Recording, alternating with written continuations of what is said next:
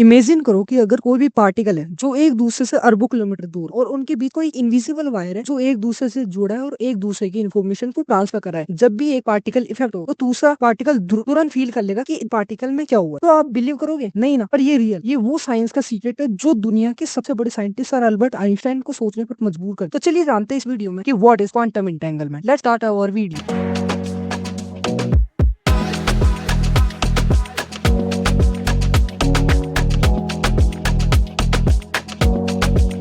पास दो जूते हैं, एक रेड और दूसरा ब्लू। अगर इन दोनों जूतों को अलग अलग डब्बों में पैक कर दिया जाए तो आप कैसे पता करोगे कि किस डब्बे में कौन से कलर का जूता है।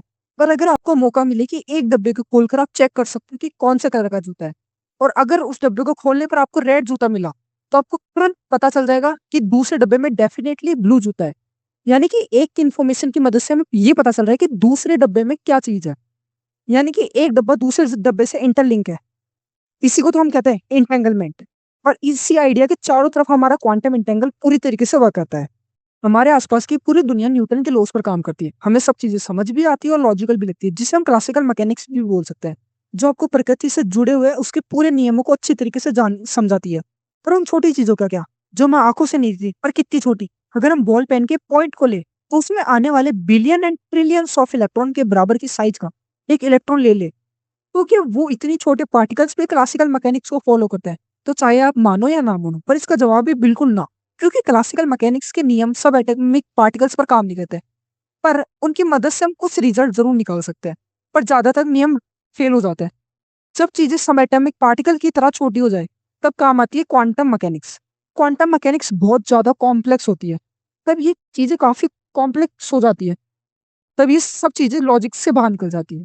क्वांटम मैकेनिक्स वो भाषा है जिसमें सब एटॉमिक पार्टिकल्स जैसे फोटॉन्स, इलेक्ट्रॉन्स, प्रोटॉन्स या फिर न्यूट्रॉन्स एक दूसरे से कम्युनिकेट करते हैं।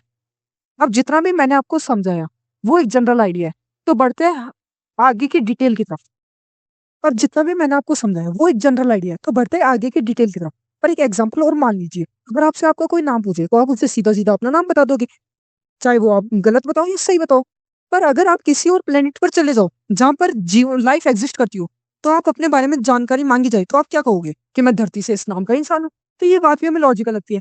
और अगर आप ध्यान दें तो आपको तीन चीजों की जानकारी दी है, आपकी ग्रह, आपका नाम और आपकी प्रजाति। ऐसे 3D स्पेस में किसी भी ऑब्जेक्ट की लोकेशन का पता लगाने के लिए 3 कोऑर्डिनेट्स का इस्तेमाल किया जाता है। एक्स वाई जेड के नाम से जानते हैं। और अगर आप इसमें टाइम भी जोड़ दें तो 4 डायमेंशन स्पेस में किन्हीं भी दो ऑब्जेक्ट की सेम लोकेशन नहीं हो सकती। ऐसे सब एटॉमिक पार्टिकल का भी 4 लेवल का आइडेंटिफिकेशन होता है। इसमें 4 क्वांटम नंबर्स होते हैं। एक एटम के अंदर हर इलेक्ट्रॉन में 4 क्वांटम नंबर्स होते हैं। ये किसी भी दूसरे इलेक्ट्रॉन में सेम नहीं हो सकती। यहाँ पर मैं कॉम्बिनेशन की बात करूँ, और यही 4 नंबर किसी भी इलेक्ट्रॉन की पूरी जानकारी देते हैं। जैसे आपने दूसरे ग्रह पर आपकी जानकारी दी थी। इन क्वांटम नंबर्स में पहला एन, जिसे प्रिंसिपल क्वांटम नंबर्स बोलते हैं। दूसरा n, orbital angular momentum quantum number. Third, ML, magnetic quantum number. Fourth, MS, electron spin quantum number. ये सब क्वांटम नंबर्स बहुत ज्यादा इंपॉर्टेंट है, क्योंकि किसी भी इलेक्ट्रॉन की सही जानकारी की इन्हीं नंबर से हमें मिलती है। और अगर हमें किसी भी इलेक्ट्रॉन की प्रोबेबल लोकेशन का पता लगाना है तो हमें इन्हीं चारों नंबर से लगाना होगा। तो पहले जानते हैं कि सुपर पोजिशन क्या है। जब मैंने आपको वीडियो के स्टार्टिंग में एक एग्जांपल दिया था कि अगर आपके पास दो जूते, एक रेड और दूसरा ब्लू, तो जब मैंने इन दोनों जूतों को अलग अलग डब्बों में पैक कर दिया तब आपको ये नहीं पता था कि कौन से डब्बे में रेड जूता है और कौन से में ब्लू जूता है। तब आपके लिए दोनों डब्बे में दोनों जूते थे। मतलब कि डब्बे में रेड भी हो सकता है या फिर ब्लू जूता भी हो सकता है। और यही तो है सुपर पोजिशन। यानी कि जब तक आपको ये नहीं पता था कि कौन से डब्बे में कौन सा जूता है, तब आपके हिसाब से एक ही डब्बे में दोनों जूते हो सकते हैं। इस वीडियो में स्पिन क्वांटम नंबर पर ही बात करना ठीक रहेगा, वरना वीडियो काफी ज्यादा लंबी हो जाएगी। अगर आप किताबों में दी गई डेफिनेशन को पढ़ेंगे तो स्पिन का मतलब होता है किसी भी फंडामेंटल पार्टिकल के एंगुलर मूवमेंट की वैल्यू। मतलब इजी वे में बोला जाए तो एक इलेक्ट्रॉन के पास दो स्पिन हो सकते हैं, या तो पॉजिटिव स्पिन या तो नेगेटिव स्पिन। पॉजिटिव स्पिन को स्पिन अप कहा जाता है और नेगेटिव स्पिन को स्पिन डाउन भी कहा जाता है। और यहाँ पर सब चीजें काफी ज्यादा कॉम्प्लिकेटेड हो जाती है। स्पिन नाम समझकर आप एक्चुअल स्पिन मत समझ लेना। जब हम ये बोलते हैं कि एक इलेक्ट्रॉन के पास पॉजिटिव स्पिन है या नेगेटिव स्पिन है, तो इसका ये बिल्कुल भी मतलब नहीं है कि इलेक्ट्रॉन असली में स्पिन कर रहे हैं, जबकि हमारे पास प्रॉपर मैग्नेटिक ओरिएंटेशन और एंगुलर मोमेंटम दोनों है। लेकिन फिर भी इलेक्ट्रॉन स्पिन नहीं कर रहा है, बल्कि वो तो सुपर पोजिशन की स्टेट में एग्जिस्ट कर रहा है। और इस स्टेट का ये मतलब हुआ कि उसके पास पॉजिटिव और नेगेटिव स्पिन दोनों हो सकते हैं। इससे पहले चीजें काफी ज्यादा कॉम्प्लेक्स हो जाए तो पॉजिटिव स्पिन को समझना बहुत ज्यादा जरूरी है। इसलिए थोड़ा इस वीडियो पर गौर कर लो। अगर क्योंकि ये एक्सपेरिमेंट समझ नहीं आया तो आपके लिए क्वांटम एंटेंगलमेंट समझना थोड़ा मुश्किल हो जाएगा। लेकिन सुपर पोजिशन को समझने से पहले हमें ईस्टर्न गल्ला के एक एक्सपेरिमेंट को समझना बहुत ज्यादा जरूरी होगा। इस एक्सपेरिमेंट में हमने 2 मैग्नेट लिए, एक नॉर्थ पोल की तरह बिहेव करेगी और एक साउथ पोल की तरह बिहेव करेगी। लेकिन एक मैग्नेटिक पोल दूसरे से ज़्यादा स्ट्रॉन्ग होना चाहिए और एक ऐसा हमने जानबूझकर किया है क्योंकि हमें एक्सपेरिमेंट में हमें यूनिफॉर्म मैग्नेटिक फील्ड क्रिएट नहीं करनी। अगर हम यूनिफॉर्म मैग्नेटिक फील्ड क्रिएट करते हैं, तो कोई भी चार्ज पार्टिकल या मैग्नेटिक पार्टिकल पास करने पर वो बीच में घूमना शुरू कर देगा और हमें ऐसा नहीं करना था। इसलिए हमने ऐसे मैग्नेटिक फील्ड क्रिएट की जिसमें कोई भी मैग्नेटिक चीज़ घूमे ना। अब अगर हम ऐसी मैग्नेटिक फील्ड में आप कोई भी मैग्नेट को पास करें, तो क्या होगा? वो निर्भर करेगा इस बात पर कि जब आपने मैग्नेटिक को पास किया, तो वो स्टेशनरी मैग्नेटिक फील्ड के कॉन्टैक्ट में कैसे आया। मतलब नॉर्थ अगर नॉर्थ के कॉन्टैक्ट में आता है तो रिपेल करेगा और साउथ के कॉन्टैक्ट में आता है तो अट्रैक्ट करेगा। और जब हमने इस रिजल्ट को पीछे की स्क्रीन पर ऑब्टेन किया, तब हमें मिला एक गुच्छा जिसमें हमें अलग-अलग तरीके से मैग्नेट स्क्रीन पर दिखाई दिया। लेकिन अब की बार हमने जैसे इलेक्ट्रॉन को इसमें से मैग्नेटिक फील्ड से पास किया, तो इलेक्ट्रॉन मैग्नेट से काफ़ी अलग तरीके से पास हुआ। इलेक्ट्रॉन मैग्नेटिक फील्ड में पास करने के बाद इलेक्ट्रॉन या तो ऊपर की तरफ मुड़ गया या तो नीचे की तरफ मुड़ गया, पर बीच में एक भी इलेक्ट्रॉन नहीं आया। कमाल की बात है ना? या तो इलेक्ट्रॉन खुद ही एक मैग्नेट की तरह बिहेव करता है, लेकिन इलेक्ट्रॉन का रिजल्ट मैग्नेट से काफ़ी अलग था।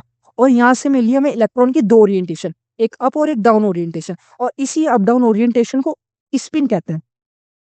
अगर आप इसी एक्सपेरिमेंट को ऐसे ही ऑब्जर्व कर रहे हैं बिना इस एक्सपेरिमेंट के, तो आप कैसे बताओगे कि इलेक्ट्रॉन के पास अप स्पिन है या डाउन स्पिन है? और यही था सुपरपोजिशन, यानी कि एक इलेक्ट्रॉन के पास दोनों स्पिन हो सकते हैं, जब तक हम उसकी एक स्पिन को मेजर ना कर लें। मेजर करते ही हमें उसकी एक्चुअल स्पिन मिल जाएगी। इसका मतलब ये होगा जब तक हमने मेजर नहीं किया था तब तक इलेक्ट्रॉन के पास दोनों स्पिन थी, अप स्पिन और डाउन स्पिन दोनों स्पिन थी। और मेजर करते ही हमें उसकी एक्चुअल स्पिन मिल गई और यही है सुपरपोजिशन। और जो मैंने अभी आपको बताया, इसी को तो कोलेप्सिंग ऑफ वेव फंक्शन कहते हैं। कोलेप्सिंग ऑफ वेव फंक्शन का ये मतलब हुआ कि कोई भी पार्टिकल सुपरपोजिशन की स्टेट में है, यानी कि हमें उसकी एक्चुअल स्पिन के बारे में नहीं पता और मैं स्पिन से स्टिक करूंगा, बाकी सब चीजों को अभी के लिए हटा दूंगा। तो स्पिन ना पता होने की स्टेट से लेकर स्पिन पता होने की स्टेट को ही कोलेप्सिंग ऑफ वेव फंक्शन बोलते हैं। जब एक इलेक्ट्रॉन का पेयर जनरेट होता है और वो एक दूसरे से इंटरेक्ट करता है या स्पेशल प्रॉक्सिमिटी को शेयर करता है, तो उनकी स्पिन स्टेट इंटेंगल हो जाती है और इसी को तो साइंटिस्ट क्वांटम इंटेंगलमेंट बोलते हैं। अब अगर 2 इलेक्ट्रॉन इंटेंगल हो चुका है तो उनकी स्पिन भी अपोजिट ही होगी और ये कंफर्म है और इनमें कोई भी डाउट नहीं है। और अगर हमने किसी भी स्पिन को मेजर किया कि उसकी स्पिन अप है तो दूसरे की स्पिन डाउन होगी और इसमें कोई भी डाउट नहीं है। और ऐसे इंटेंगल इलेक्ट्रॉन को आपने 2 यूनिवर्स तक भी सेपरेट कर दिया, तो उसके बाद एक इलेक्ट्रॉन की स्पिन को मेजर किया, तो आपको इमीडिएटली पता लग जाएगा कि दूसरे यूनिवर्स में उस इलेक्ट्रॉन की स्पिन क्या होगी। और ये इन्फॉर्मेशन इंस्टेंटेनियसली ट्रेवल करती है, पर कितनी तेज? तो ये इन्फॉर्मेशन दुनिया की सबसे तेज चीज जिसे आप लाइट की स्पीड भी मानते हो, उससे भी तेज, मतलब सबसे तेज। और ये एक जिसके सामने स्पीड ऑफ लाइट भी हार जाती है। और इसी चीजों को दुनिया के सबसे महान साइंटिस्ट सर अल्बर्ट आइंस्टाइन भी समझ नहीं पा रहे थे, इसीलिए उन्होंने इसे spooky action at a distance का नाम दे दिया था। तो आज की वीडियो खत्म होती है यहीं पे, मिलेंगे नेक्स्ट वीडियो में एक नए टॉपिक पर एक नए टॉपिक पर, तब तक के लिए गुड बाय।